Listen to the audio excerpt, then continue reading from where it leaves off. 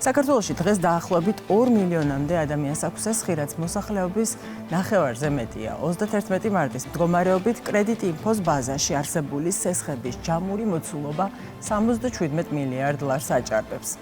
საინტერესო დეტალია, რომ მხოლოდ ერთ თვეში სესხების მოცულობა 2,1%-ითაა გაზრდილი.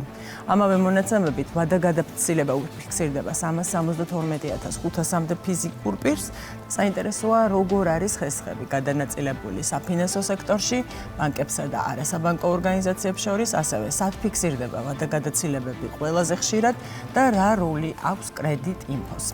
ამ თემაზე ვისაუბრებ ჩვენ სტუმართან ერთად. ჩვენი სტუმარია კრედიტ ინფო საქართველოს ბიზნესის განვითარების ხელმძღვანელი ლაშა ბაღათურია. მოგესალმებით ლაშა, დილამშვიდობის და მადლობა სტუმრობისთვის. გამარჯობათ. საინტერესო თემაზე გვიწევს საუბარი და მით უმეტეს სტატისტიკას რომ დავეყრდნოთ, ნახევარ მოსახლეობაზე მეტს ეხება. საინტერესოა, ძალიან ზოგადი კითხვით დავიწყებთ. ეს სესხები როგორაა გადანაწილებული? ალბათ ყველაზე დიდი წილი მაინც ბანკებზე მოდის. დიახ, რა თქმა უნდა, საკრედიტო პორტფოლის დიდი ნაწილი დაახლოებით 95% მოდის საბანკო სექტორზე. 77 მილიარდ ნახევარი თუ არის მთლიანი საკრედიტო ვალდებულების მოცულობა, დაახლოებით 72 მილიარდი მოდის სწორედ საბანკო პორტფელზე. ჩვენი ბაზის მონაცემებით, შემდეგ მომდიან უკვე სებისმიერ რეგულირებადი სხვა ორგანიზაციები, როგორც არის მიკროსაფინანსო ორგანიზაციები, ვალის ამოღებები და სხვა. ლომბარდის ტიპის ორგანიზაციები ასევე და არის უკვე სხვა ორგანიზაციები, რომლებიც კრედიტ ინფოსთან თანამშრომლობენ და მონაცემებს აწვდიან, მაგალითად სალიცკო კომპანიები, ეგენი არარეგულირებადია, თუმცა ჩვენს მონაცემთა ბაზაში ინფორმაციას ტვირთავენ და შესაბამისად იღებენ კიდევაც მოხმარებლის საკრედიტო ინფორმაციასაც. ძალიან საინტერესოა, მაინც ესეთ თემას უნდა შევეხოთ. ვადაგადაცილება უფიქსირდება 372,500 ფიზიკურ პირს. ეს ვადაგადაცილებები, რაც ფიქსირდება თქვენს ბაზაში, არის უკვე ახსრულების ამომღებ კომპანიებში გადასული ავტომატურად ესეთი მექანიზმი მუშაობს თუ სად არის ეს? თუ თავად საფინანსო ინსტიტუტებში ჯერჯერობით. განმარტავა ესე იგი საკრედიტო საინფორმაციო ბიურო არის ესეთი კომპანია, სადაც აისახება საკრედიტო ისტორია. ეს არის როგორც ვადაგადაცილებული, ასევე არავადაგადაცილებული სესხები. ანუ ჩვენთან აისახება ყველაფერი. სესხს რომ იღებს მოხმარებელი, ეს იმავე ღამით იტვირთება ჩვენს ბაზაში და დილას უკვე ჩანს ერთი დღის ინტერვალში ეს მონაცემები უკვე ხელმისაწვდომია. როგორც თქვენთან არის ყველა ადამიანი, ყველა სესხი, რაც კი აი სებისმიერ რეგულირებად ორგანიზაციებს ვალდებულება აქვს, რომ ეს ინფორმაცია მიაწვდოს საკრედიტო საინფორმაციო ბიუროს, რომელიც ასევე რეგისტრირებული არის, ასევე სებისმიერ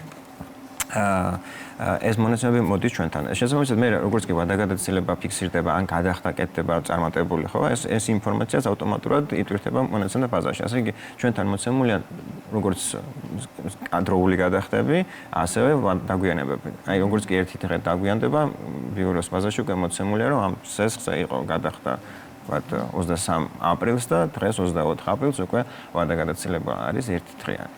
და შემდეგ სად მიდის? რა პროცესი მიმდინარეობს? ეს უკვე ორგანიზაციას გააჩნია. დიახ, ორგანიზაციას თავისი პროცედურები აქვს, რაღაც ზოგიერთი არის, რომ რაღაც X დღის მერე, რაღაც გარკვეული რაოდენობით განსაზღვრული დღეების მერე, ვადაგადაცილების დღეების მერე გადადის ვალის ამოღებებზე, ზოგი თვითონ იტოვებს, ზოგი რაღაც გარკვეულ პროდუქტზე თანამშრომლობს ვალის ამოღებებთან, ზოგი საერთოდ თანამშრომლობს. ეს ინდივიდუალურად ორგანიზაციას გააჩნია რა და შესაბამისად ეს ვერ ვიტყვით, რომ ეს ახსრულებაზეა ყველა გადასული.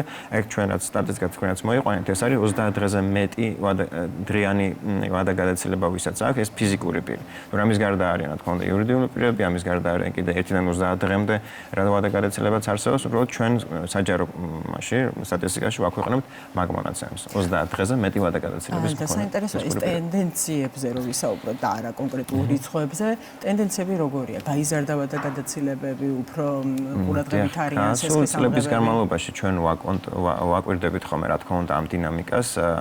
უნდა აღვნიშნოთ, რომ კოვიდის პერიოდშიც არ შეცვლა და მაგრამ რაღაც მცირე ცვლილებები მაინც იყო კოვიდზე, იმიტომ რომ მან მოხდა რაღაც გადავადებები, ასე შემდეგ რაღაც შეხებათები იყო და მაგან იმუშავა ისე რომ თქვა, მნიშვნელოვნად არ გაზრდილი იყო ვადაგადაცილება, მაგის მერე სტაბილურად მიდის.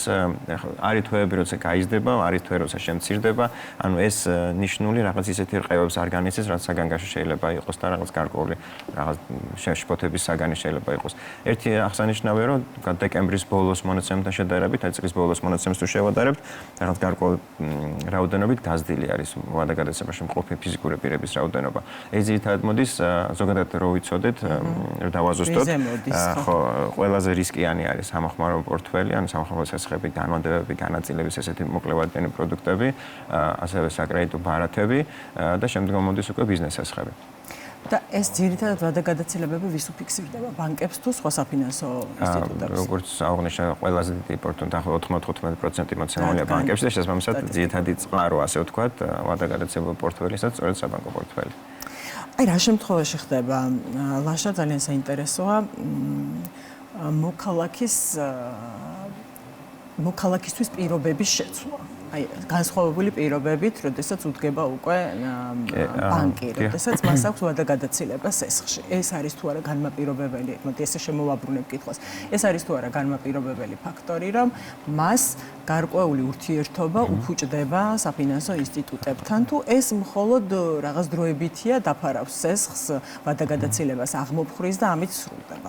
საკრედიტო ისტორია ერთ-ერთი ყველაზე მნიშვნელოვანი კომპონენტია ჩვენი სესხლის აღრევი, როცა მიმართავთ ჩვენ ნებისმიერ ორგანიზაციას სესხლის აღრევისთვის, ხო? აქ ჩანს, რომ ჩვენ როგორ ვემსახურებოდით ვალდებულებებს წარსულში, რა მდგომარეობა გვაქვს ახლა და ამაზე პროგნოზირებას აკეთებენ ხოლმე, რომ თქვა და ესე მოემსახურება იგივე მანერით, იგივე ქცევას გამოავლენს ჩემთან მიმართებაშიც. შესაბამისად, ეს ჩვენი გადახდები, როგორ ვიხდით გასული წლების განმავლობაში და რა ვალდებულება გვაქვს დღეს, ეს ძალიან მნიშვნელოვანია, როდესაც სესხლს მიმართავ და როდესაც ორგანიზაცია გადაწყვეტილებას იღებს. ყველას ინდივიდუალურად აქვს ორგანიზაციას, მაგალითად არის ჩვენ ასევე ამ ისტორიაზე დაყრდნობით შედგება ვადგენთ რეიტინგს, მოხმარებით თითოეულ მოხმარებას, რომელსაც აქვს მიმდინარე სესხლი და აქვს ბოლო ერთი წლის განმავლობაში. ეს არის შიდა ალგორითმი, სტატისტიკური დამუშავების შედეგად მიიღება რაღაც ალგორითმი, რომელიც განსაზღვრავს რეიტინგს და საკრედიტო ქულას. რაც უფრო მაღალია საკრედიტო ქულა, უფრო მეტი არის ალბათობა, რომ შენ კარგად მოემსახურები ვალდებულებას მომავალი 12 თვის განმავლობაში და ეს ერთგვარად ითარგმნება, რომ შეიძლება უკეთესი პირობები მიიღო და უფრო სწრაფი საკრედიტო მომსახურება მიიღო. იმიტომ რომ არის საკმაოდ ბევრი ორგანიზაცია ამ ცვლადს ამ მონაცემს უყურებს საკრედიტების მომენტში.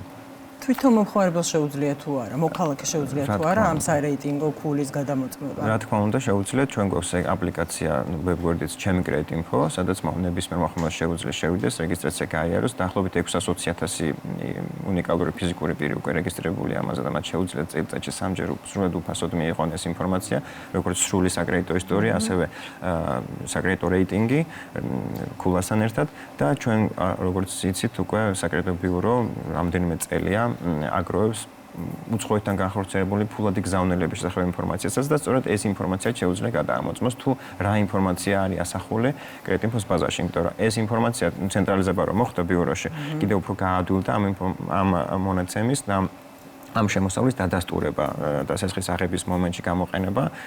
იქ როგორც იცით არის რომ გარკვეული წესებია დადგენილი ბოლო 6 თვეში 5 თვე მაინც უნდა იყოს ჩარეცხვა და ბოლო რამდენიმე თვე თანმიმდევრობით, ანუ ჩავარდნა არ უნდა იყოს. ეს ჩვენი რეპორტი, ეს გზავნილების რეპორტი უკვე ამას შესაძლებლად ხსოვს, რომ ძალიან მარტივად ყოველგვარი ცნობების გარეშე, ქვითრების დარების გარეშე დამტკიცდა ეს შემოსავალი და მოხმარებელს უფრო გაუადვილდათ ასეთი შემოსავლის დადასტურება. აი რომ დაუბრუნდეთ ისევ იმ საკითხს, მაგალითად ვადაგადაცილების შემთხვევაში გარკვეულწილად ურთიერთობები გაბუჯდა, რეიტინგი შედარებით დაბალი აქვს მომხმარებელს. ამ შემთხვევაში, ვთქვათ, ეს რამდენი ხანი შეიძლება გაგრძელდეს მის მიმართ ასეთ ცოტა შეცვლილი დამოკიდებულება? და რა ზიას დამოკიდებული? ხო, როგორც ესე ყველა ორგანიზაციას უნიკალურად ესე არა აქვს გამაერთიანებელი მახასიათებელი, უბრალოდ აქ არის სიმძიმე და ვადაგადაცილების ხანგრძლივობა, თქვათ, ჩვენ გადავაცილეთ 1 დღე, 5 დღე, 30 დღე თუ თქვათ, რამდენიმე წელი ვერ ვიხადეთ სესხლი. ერთი სესხლი ვერ ვიხადეთ, თქვათ, რაღაც სალომბარდე სესხლი თუ იპოთეკა გადავაცდეთ ან საშუალო შემთხვევა რო ავიღოთ. მაგალითად, რამდენიმე თვე ვერ გადაიხადა მომხმარებელმა სესხლი, გადააცილა ორ სესხლს, იმიტომ რომ რაღაც პრობლემა შეექმნა. შექმნა, ვთქვათ, დავუშვათ და ამ დროს რა ხდება? მერე დაიწყო ისევ გადახდა, დაბრუნდა. ხო, აი. ან ვერ დაბრუნდა. კი ბატონო, აი პირველი რაც უნდა გააკეთდეს, მოხმარება რაც უნდა გააკეთდეს, რომ გააუმჯობესოს საკუთარი ისტორია, რეიტინგი, ქულა, ეს არის რომ დაუბრუნდეს გრაფიკს. რაც არ უნდა ვადა რამდენხნიანი ვადაგადაცებაც არ უნდა გქონდეს, თუ ისევ აქტიური სესხი აუცილებლად მოურიგდეთ ჩვენ რაღაც გადახდის გრაფიკზე, იმიტომ რომ ის აკუმულირდება როგორც ვთქვით, რომ არ ვიხდით ეს თვეები ჩამდება და მოკლედ ვადაგაცებთ ახალ მთლიანი სესხი მიდის მერე, უნდა დავადგინოთ რაღაც ახალი გრაფიკი და იმ გრაფიკს უნდა ვეცადოთ რომ მივყვეთ. ამით უკვე ფიქსირდება რომ შენ გაქვს წარმატებული გადახდები ან პოზიტიური გადახდები და ნელ-ნელა უმჯობესდება შენი საკრედიტო რეიტინგის და ქულაც. თუ მუდმივად ვადაგადაცებაში ვარ, რა თქმა უნდა, ეს არაფერი არ შეიძლება პირიქით იქნება ყველაზე დაბალ რეიტინგში სუბიექტი და რა თქმა უნდა, სესხის აღებას გაუჭირდება. ასე ვთქვათ, ვადაგადაცილების შემდეგ დახურა სესხი, ჩვეულებრივ დაიხურა, დაფიქსირდა ეს პრობლემა, მაგრამ დაიხურა. ამის შემდეგ კიდე რჩება მის მიმართ ცოტა ფრთხილი დამოკიდებულება საფინანსო ინსტიტუტების მხრიდან თუ მაინც უკვე ჩვეულებრივ რეჟიმში ემსახურებია. ჩვენი კომპეტენცია ეგ არაა, მაგრამ რამდენადაც ჩვენ ვიცით ჩვენი მომხმარებლებიდან ესეთ მომხმარებლებს სუბიექტებს უფრო ფრთხილად უყურებენ ხომ ესეთ საკრედიტო ისტორიას, ინდივიდუალურად სწავლობენ და რაღაც გარკვეულ შეიძლება რაღაც საცდელად რაღაც მცირე პროდუქტი მიცენ, რომ გადაამოწმო რამდენიმე თვე როგორ გადაიხდიან, თან ასევე მნიშვნელოვანია ვადაგაცების მიზეზი, რატო იყო ვადაგადაცილება, ხო ეს შეიძლება ობიექტური მიზეზით იყო გამოწვეული, ბიზნესასხი იყო და რაღაცა თქვა აი რაღაცა ისეთი მოხდა ინდივიდუალურად მოხდება ამის შესწავლა. და ლაშა, მთავარი რეკომენდაცია რა არის? გადავიხადოთ დრო. ძალიან მოკლე რეკომენდაცია. ძალიან დიდი მადლობა, წარმატებებს გისურვებთ. ჩვენს მაყურებელს შევახსენებ, რომ ჩვენი სტუმარი იყო კრედიტ ინფო საქართველოს ბიზნესის განვითარების ხელმძღვანელი ლაშა ბაღათურია.